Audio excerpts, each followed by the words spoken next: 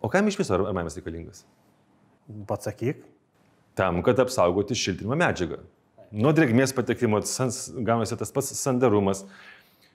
Trūkiai, dėl to armuojant tinkliukas yra naudojamas. Jeigu trūko, dekoras trūko, vanduo įbėgo, prasidėjo ardymas, viskas, tavo šalčio tiltas tiesiai į fasadą, sandarumo nėra, drėgmė. Nu, visi rodikliai žemyn, taip kad tai yra svarbu. Daugelis, aš taip stebiu, meistrų, fasadininkų, armavimas jiems atrodo kaip, kad svarbiausia, kad būtų lygu kaip su peiliu nupjautas fasadas. Čia yra svarbiausia. Kiek milimetrų? Labai dažnai perarmuoja dėl to, kaip antrą kartą teko praglaisto, kad būtų lygiau. Kad klientui atrodytų labai gražu. Taip.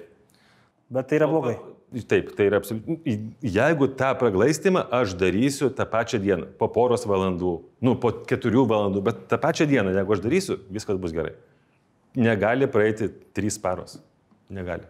Už taip armavimo, 2 mm panardink tinkliuką, ir užtep kiek reikia, dar kokius porą milimetrų armavimo. Vadinasi, tavo tinkliukas bus ant dugno. Ir padaryk teisingai. Ir dabar, kad ir paimtum testinį kamuolį kilograminį, iš neaukštai. Pukšti į vieną, pukšti į kitą. Kur tinkliukas bus ant dugno, tavo momentaliai viskas sutruks. Išlakstys gabalais. O tas, kuris bus tinkliukas viršuje, pukšt gal įskils, bet niekas neišlakstys. Sudirba. Taip, kad ten tai ir yra, tos žinios, kurias reikia jas perduoti, galvoti, kaip darai. Arba ateini, armavimo 2 mm maksimum. Net tinkliukas beveik šviečiasi. Užarmavom. Jis nedirba. Jeigu ateini su pirštu, kaip įspaus laisvai gali, tai kiek laikys toks armavimas. Bet tai yra svarbu.